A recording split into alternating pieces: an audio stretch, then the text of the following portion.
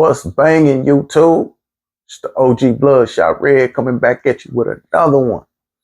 And for everybody that's new to my channel, if y'all want to know my backstory, how I got here, what this channel is all about, just ask you to go check out my last 3 videos. I got 3 videos up. This is a young channel, small channel, trying to, grow. And so y'all go check out the other videos and subscribe, like, and comment on it, man. Hit that notification bell, man. Just help me, get my feet a little traction going. And I appreciate it. And I also want to send my appreciation out to everybody who has already subscribed and all of the viewers, man, that took time out, to listen to an ex-con, talk about his redemption and the things that he learned in prison, man. I really, really appreciate that. And I appreciate them comments too, man. Y'all keep all that coming, man. And y'all subscribe, man. Help me out a little bit here. Well, today, man, I want to talk about something, man, that I know for the most part, I didn't even think existed. And it's called self-sabotage. And, when I first realized, what self-sabotaging was, and I look back on my life, man, I just saw, incident after incident after incident after incident to where I had actually just, self-sabotaged myself. And the crazy thing is at that particular time, you really don't even realize that, for people who, don't really know what self-sabotaging is, it's kind of like you ever been in a situation where everything is just going great. It could be a relationship, it could be a job, just life in general, things just going just perfect. And for some foolhardy reason that you're not even aware of, you just throw a monkey wrench in it. You just throw a monkey wrench in everything and just halt everything and just sabotage everything, And at that particular time, you don't even realize it's you doing it. You're going to blame, your significant other if it's involving a significant other, your employer, if it involves your employer, just whoever you can blame except for yourself. But at the end of the day, when you just sit down and just be honest with yourself, you can see where you were the one that really sabotaged yourself. And so I'm going to tell you a couple of situations where I got a lot of self-sabotaging situations, but I want to tell you about 2 significant self-sabotaging situations that I brought upon myself. I had at this particular time in these situations, the first one, I had made parole on my life sentence, and I had made parole on my 10-year sentence, and I was waiting on an answer on my 25-year sentence. And I had just met the woman who's my wife right now. I had just met her. We had just started corresponding and talking over the phone and things, and getting to know one another. And she was there for my last situation with parole. So she was the one that had told me that I had got a set off on it. I was waiting and I was hoping, I had made it on the other 2 sentences, and I was, doing real good as far as, disciplinary, no problems, working, just staying out the way, just doing just a model prisoner, trying to make it outside the gates. And so when I got that set off, it hit me real hard. It hit me hard. I was like, I was crushed because I had been doing everything that I had supposed to have been doing, and I hadn't been in no trouble. And then, I got this, woman on the outside who, kind of stalled her life a little bit to make room for me and wait on me. And here it is, they giving me a set off. And, in a person's mind who's in prison, man, it's kind of hard for you to ask, and it's kind of hard for you to assume that the person that you are with will wait on you. You can't assume that will wait on you. And you can't ask them to wait on you. That's just something that they have to do on their own, And a lot of times, they go in with good intentions and I tell you, yeah, I'm gonna wait on you. I'm not going nowhere. And, it just gets too hard for them. They living a life, based on a hope and a dream, and they'll just walk away, and that makes it hard. And that's where my mind was at when I got that set off. Man, she's not gonna wait on me, man. I might as well, so I tried to push her away, told her I ain't want to be with her, just go on with your life and whatnot, but she wasn't trying to hear it, And she, she was toughing it out. So, big ups to her, you know what I'm saying? Big ups to her, man, But what had happened was I was in the dorms at this time. So I was doing real good. I was in the dormitories. First time I'd ever been in the dorms in the 30 years that I did time. First time I'd ever been on this side of the unit in the 30 years that I had did time. And so I'm in the dorms, and you got a lot of freedom. You can move around, you can go in and out the doors and stuff, I mean, it's a luxury. It's a luxury. So, you got your own space, your own cubicle and things, So I was out there, man. I was chilling and whatnot, But that set off, man, was weighing heavy on me. And I was like a walking time bomb, and I didn't know it. But I was like a walking time bomb. So it was a guy, white guy, who I had known for a long time. And we had been on this unit once before together. And then I had got transferred and then I was back now. And we were on the unit the first time. It was like back in the 90s. And, he's a white guy, he's typical, prisoner, rode with the white guys. He had, tattoos on him that, identified who he was or whatnot, but we had never had any kind of conflict or anything. So during this time, man, there was a lot of turmoil and stuff going on out in society and stuff, and it was kind of coming into the world or whatever, with the George Floyd thing. And, it was after the George Floyd thing, but it was just so much, racial tension and stuff that was going on or whatnot. Right.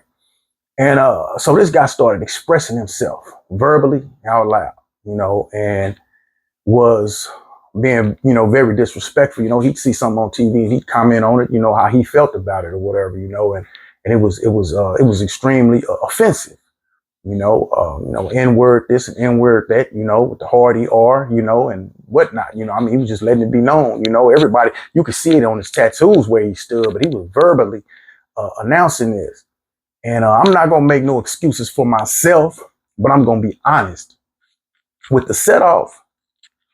And the disappointment in that with this woman waiting on me on the outside, putting her life, on hold, so to speak, waiting on me, I was under a lot of pressure. And then with what's going on with this guy that I'm speaking on, it was a lot. And he started ranting and raving, and I just go and get up in my cubicle, man, and just go lay down, man. But it was festering. It was festering over just, I tried again, we'd be watching something on TV or the news or, maybe a UFC fight, whatever it was, man. And it was always this racial stuff being brought up, and I mean, he talking loud. And by me knowing him for all these years, not being around him for all these years, but knowing him from when we first came in the penitentiary, up until now, it was like 180 turnaround. I mean, he was like a total, because he was about his life, he was about his business, don't get me wrong, but it wasn't all of this verbal stuff. And in the dorms, you got to understand that a lot of people won't react how they normally would about situations like that because they got so much to lose. You're gonna lose your cubicle, you're gonna lose your line place. I mean, you just gonna get handled, and you're going back to the buildings. So a lot of people would just ignore it. But for me, it was hard. It was hard, and there was a number of times, man, where I wanted to say something. I just go back up in my cubicle and just lay down. Go back up in my cubicle and just lay down. Well, I don't know, man. This one particular night, we was watching UFC fight, and it was news on the other station and stuff, right? And man, he was just ranting and raving, N-word this, N-word that, man. I don't give a F about them N-word, whatever, right? So because I knew him for the amount of time that I did know him, I called him over and, politely. And I said, man, can I speak to you real quick? And he was like, yeah, what's up? So, I go into it as diplomatic as possible, because I don't want no problems at the time. I don't want no problems. But I was just at that point to where I had so much pressure on me with the parole, with my girl, with just all of this, with this set off, just all of this different stuff. I know now, sitting here, I was trying to control something. I was trying to control an outcome of something because doing so long, so good, no trouble, no cases, no anything, and getting a set off, it was like they did this to me, And I didn't want to accept it happening to me again without me being able to be in control of it. And so that was like in the crevices of my mind. That wasn't just at the forefront. At the forefront, I went into this as diplomatic as possible. And I asked him, say, man, what's up with all this racial stuff, dude? And I say what I want to say, man. I'm grown, man. I say what I want to. I'm like, okay, cool. But I'm just saying, man, you offending people. Man, look, if you offended, that's on you. And I mean, he he was not trying to hear it at all. And I went around and around, round and around, just trying to get him to see the other side of the coin. And he just was not trying to see it.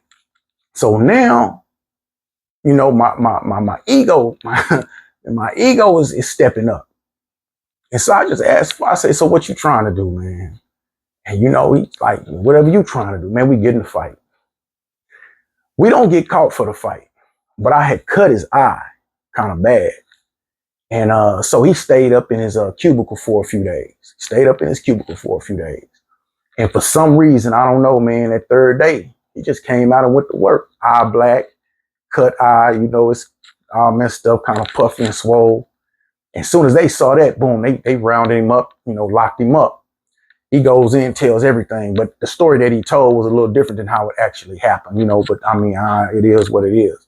And so they came and they got me. So now, man, I'm like, why did I do this, man? I can't believe I did this. I cannot believe I did this. This is crazy. And I just got to set off. Up to this point, I hadn't had a case in some years, man. I had been doing good. So, man, they take us to court and everything. It wasn't as bad as I thought it was, but still, I got this case on my record now. So when the parole sees me, they're gonna see I got this disciplinary infraction. So they can kind of, affect, because I got to set off when I didn't have no cases. So now that I got a case, so man, I'm back there. I'm kind of tripping. I'm disappointed in myself, man. My girl, she's still in my corner though. She stayed in my corner, and everything, had all the understanding in the world or whatever, right? But I was just, I was down on myself real bad. And I'm like, man, I can't believe this, man. I can't believe this. So I make it through that. So they put us back on the building. And crazy thing is they put both of us on the same living area again. So, we kind of, talked about it or whatever and kind of squashed everything. So this was right after the set off. So I got a whole year to kind of, build up a good, disciplinary record. So I got me a job and everything, I'm chilling. So now I made parole. Whole year go by, man. I made parole. All I'm waiting for now is to go to the pre-release facility. 6 months at the pre-release, and I'm going to be in the world. I'm going to be in the world, man, after 30 years. I'm going to be in the world. I'm going to be with my girl, going to be my wife. We're getting married. We got all these plans and everything, man. So I'm just like, man, I made parole. Even with that case, man, I made parole, man. I can't believe it. So I'm going to work. I'm working, I'm an SSI now. I work in the 12 building, which is all locked up. Everybody back there locked up. So, I'm going around and mopping and pass out trays and stuff. So I got a work area, and my work area, it's got a washroom and a wash sink in it. So when I go in, I see it's a picture, a drinking picture of homemade wine in the sink. So when I go back out in the hallway, it's a Mexican guy who's buffing the floor. And it's another Mexican guy up the hallway buffing the floor. The only two people that's out there, because it's at nighttime. It's like 10:30, 11 o'clock. So I asked the first Hispanic guy, I said, say, dude, man, whose stuff is that in the sink? What stuff? I said, man, the stuff that's in the sink in there, man, you know what I'm talking about. I said, man, that stuff. He said, why? I said, man, because it's in my work area, man. I said, man, these people come in here and find it. I'm going to lock up, I said, man, y'all got to do something. If that's yours, you got to do something with that, man. You got to get it out of here. He said, that ain't mine, it's his. So we point to the guy up the hallway. So I walk up there, trying to be as diplomatic as possible. I ain't trying to big chest nobody or nothing. So I say, hey, excuse me, man, whose stuff is that in the sink in there? What stuff? Same, response. So I'm like, man, go through the same little old thing that I did with old boy. And, he kind of a little bit more, aggressive than the other dudes, and he talking, man, I take my own case, man. For, it get busted, man. I'm going to take my own case. I'm going to tell him it's mine. I say, well, look, if you're going to go through all that and tell them that it's yours and all, you don't care about no case, why don't you go down there and get it, bring it down here with you. So when they, find it, they'll know it's yours and we ain't got to go through all of that. Oh man, what you want to do? And I said, man, whatever you want to do. I mean, just that fast. Parole went out the window, out my mind, my girl, everything just like that, just triggered, just like that. What you want to do? Well, let's go back here. And man, we go in the washroom, man, we start fighting. And we up in there squabbling, blah, blah, blah, blah, blah. So as we're fighting, I hit him and I cut him. So the fight itself, we could have got around that. We could have totally got around that, right? But the fight got so out of control and we wouldn't stop. I hit him and I cut him. So now I see the blood running down his eye and I grab him and I say, man, you bleeding. He said, I'm bleeding. I said, man, you bleeding, man. He said, where? I said, your eye. So now I'm turned, I went from trying to kill him to Dr. Red Duke. I'm trying to save him now. You know what I'm saying? Man, I'm looking in the boxes and stuff. I get socks. I'm putting socks upside his head. Man, everything that I had just threw away mentally just rushed back into my head. Parole, my fiance, freedom, case, just everything just that fast. And so his homeboy came in. I'm thinking, well, I'm gonna have to fight him too. But just, the dude that I did get in the fight with, he was like, nah, man, it's over with. So, I still have to go to work. I still got to go to work. So I'm working. Every time the door open, I'm thinking they coming to get me. I don't know if he told. I don't know if his homeboy told or what, So I'm panicking, man. I make it out, go back to the building. Every time the door open, man, I'm jumping up. I'm like, man, I don't even tell my fiance about this one. I can't tell her about this one. I can't tell her. I don't even feel comfortable talking with her on the phone. I'm talking to her and we talking about what we gonna do when we get out, man. My heart not even in it because I just know these people gonna jam me up. I just know if they see him banged up and they go look at the cameras, they gonna see us going off into their room. They gonna know they gonna come get me. So man, I'm half-heartedly in this now. Cause I'm like, man, I did it again. Man, I just made parole on my last sentence after 30 years. After 30 calendar years. And here I am about to walk out the penitentiary. And I'm still in here fighting. And I really didn't even understand like the mechanisms that caused that, but it comes from a learned behavior of aggression and just that wanting to force your will on somebody else, not taking nothing from nobody. It stems from that learned behavior. And then once we start to adapt to that learned behavior over all of those years, regardless of what we have in the conscious of our mind, the subconscious is what's ruling us. And all of that baggage that we learned as kids and growing up that was instilled in us about fighting and things, that's in that subconscious. And when you lose that consciousness, that subconscious comes up and it takes control. And that's where that self-sabotaging comes in. And that's why I'm saying, like, you can have the best job in the world and just something can just trigger you to where the next thing you know, you cussing your employer out or you up in there fighting. And then when you get home, you can't even believe that you did it. It's so subtle though. And it happens so fast. We don't really realize it when it's happening until afterwards. And we go back into the consciousness of what we done. And then it's all these regrets. It's all these regrets, all these, man, I can't believe this. How did I do this? But and that's that self-sabotaging, And so when I got out, I finally told my fiance, when I got out about what happened. And she couldn't believe it. She was like, man, are you serious? And I was like, yeah, and I had some friends in there, who knew about it, and they were like real disappointed in me. They was like, man, you the one that's trying to motivate everybody else, and you doing stuff like that. So, I just wanted to kind of share that with you because a lot of times, out here in the free world, we do certain things and we find ourselves in situations and we just compound that situation. And a lot of times we don't even know why and we don't know how. We just find ourselves in a situation almost.